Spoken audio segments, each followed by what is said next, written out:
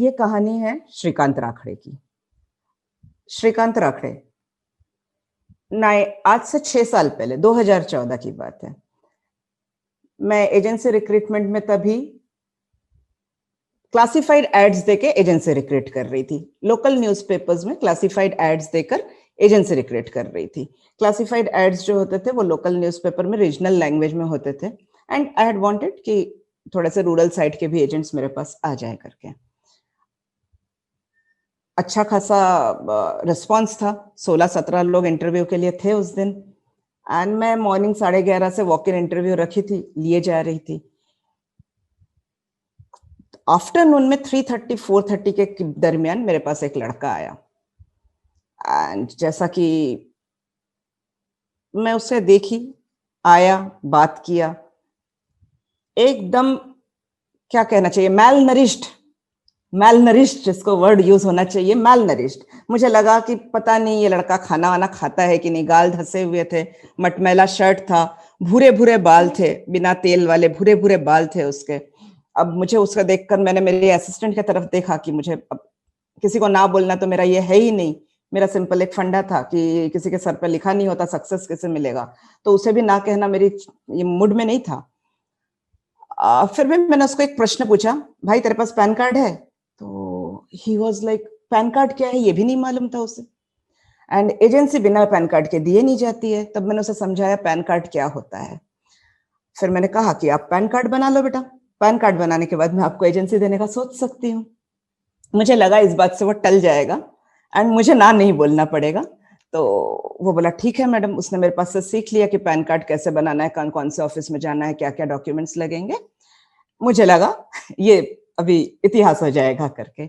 लेकिन फिर एक 8-10 दिन में मुझे फोन आया कि मैडम मी पैन, मराठी में बोला कि मैडम मैंने पैन कार्ड बनाने को दे दिया है। तब पैन कार्ड बनाना ऑनलाइन नहीं होता था तो 1 महीना भर का पीरियड लग जाता था। पैन कार्ड मैंने बनाने दे दिया है और 10-15 दिन में मेरा पैन कार्ड आ जाएगा, तो मैं आपके पास एजेंसी लेने को चला आता हूँ। मराठी में बोल रहा था। उसकी मराठी लैंग्वेज भी ऐसी थी कि वो भंडारा जिला का था, तो मुझे उसकी मराठी समझने में भी थोड़ी दिक्कत होती थी। तो फिर मैंने मेरे असिस्टेंट को बोला ठीक है, अपने को और एक असिस्टेंट चाहिए, देखते हैं इसका क्या करेंगे अपन। एंड एक 10-15 दिन बाद वो चला आया। उसके पास एड्रेस प्रूफ भी बराबर नहीं था, रूरल का था, वो भी मैनेज करके, नहीं मैडम मुझे तो करना ही है एजेंसी। तो मैं सोच में पड़ गई। मैंने बोला चलो ठीक है, इसको भी दे देते हैं। 10वीं पास लड़का, पैन कार्ड भी बना लिया। मैंने पूछा आया कैसे था तू, दोनों बार आया कैसे, बहुत लेट आया। मैडम मैं बस से आता हूँ। मैंने बोली क्यों, गाड़ी घोड़ा? तो मैडम कुछ नहीं है। मैं बोली फील्ड जॉब है, काम कैसे करोगे? मैडम गांव में एक साइकिल है, मैं वो साइकिल ले आऊंगा और मैं साइकिल से करूंगा। तो मैं बोली घर में कौन कौन है? बोले शादी हो गई है। क्या करते हो? मैं एक फैक्ट्री में लेबर हूँ, मजदूर का काम करता हूँ, शिफ्ट में ड्यूटी करता हूँ। शिफ्ट में ड्यूटी करते हो, साइकिल भी नहीं है, तुम मैनेज कैसे करोगे? मैडम मैं बरोबर मैनेज करना, मैं मैनेज कर लूंगा। अरे यार, बोला क्या करना, ठीक है। मैंने उसको सिखाना चालू किया। मुझे उसके पास से कोई एक्सपेक्टेशन नहीं था, क्योंकि पैर में जो चप्पल थी वो भी फटी, कपड़े भी वैसे ही, चेहरा देखकर यानी ही वॉज सो मैलनरिश्ड कि आप उसके चेहरे पर ऐसे छाले देख सकते थे जो बिना खाना खाने के वजह से होते हैं, होठ के दोनों साइड में छाले, आंख धसी हुई। मुझे बाद में पता चला वो शिफ्ट ड्यूटी में काम करता था, कभी कभी ज्यादा पैसा कमाने के लिए डबल शिफ्ट करता था, सोता भी नहीं था। इस वजह से मैंने दे दिया। सभी एजेंट को इक्वल ट्रेनिंग देने की वजह से उसको भी ट्रेनिंग देती गई। उसको हर चीज समझने में बड़ी दिक्कत होती थी, क्योंकि उसको रेडी रेकनर में कैलकुलेशन सब चीज A to Z उंगली पकड़ कर सिखाना पड़ता था। फिर भी आई डिडंट गिव अप, तो मैंने उसको सिखाना चालू किया। कस्टमर के पास जाता था, वहां से मुझे फोन लगाता था, मैडम यांना समजावून सांगा, मैडम यांना समजावून सांगा। और उसका रूरल बेल्ट था, तो मैं उसके साथ जॉइंट कॉल पे जा नहीं सकती थी, क्योंकि उसका एक एक जो गांव में जाता था तो वो नागपुर सिटी से करीब 80 किलोमीटर 120 किलोमीटर ऐसा जाता था।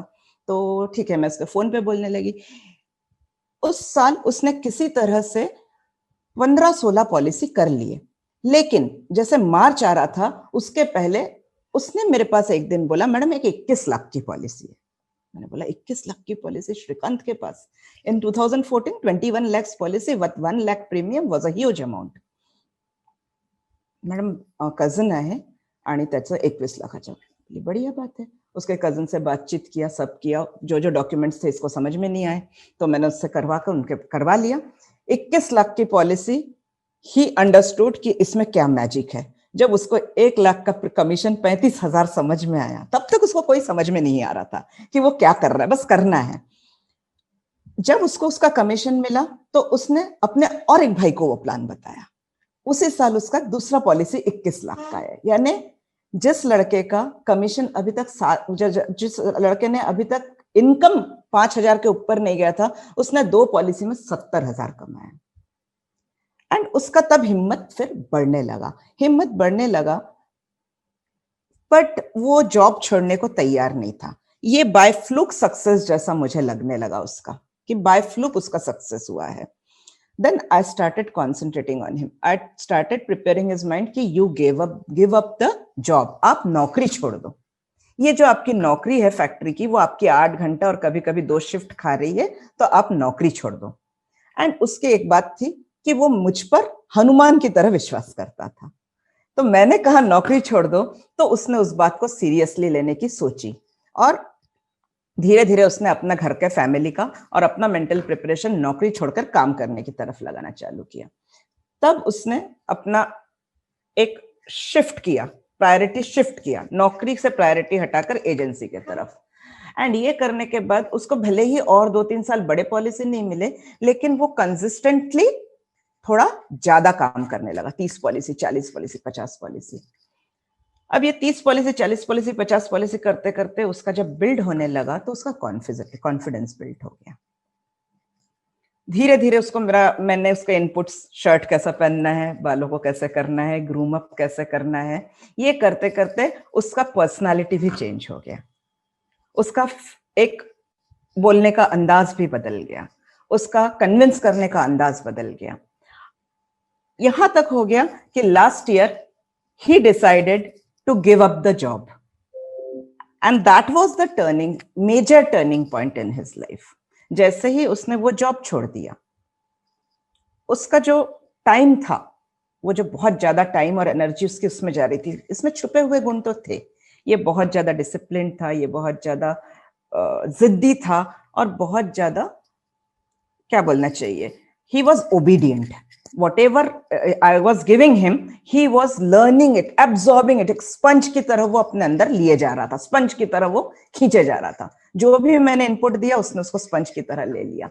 And then when he gave up his job, जब उसने अपनी नौकरी छोड़ दिया, तो कंसिस्टेंटली वो अच्छा परफॉर्म करने लगा। तो भी एलआईसी की कंपटीशन होने लगी, वो उसमें जीतने लगा।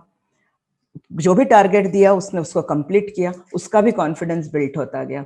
Now the thing is so that he is consistent, per month उसका इनकम 50,000 के ऊपर क्रॉस हो गया है। रिन्यूअल कमीशन मिला के जल्दी ही वो 1 लाख पर मंथ के ऊपर कमीशन करेगा।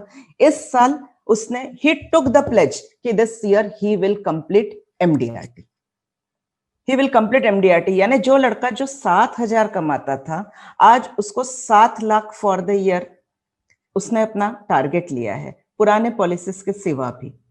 इस तरह से उसके फैमिली में इतने चेंजेस आए। वो पहले एकदम गांव में रहता था, गांव में टाकड़घाट करके हमारे यहाँ पे एक मोफुसिल एरिया है, टाकड़घाट में मैं उसके घर पर जो गई थी उस समय, he was living in a basement,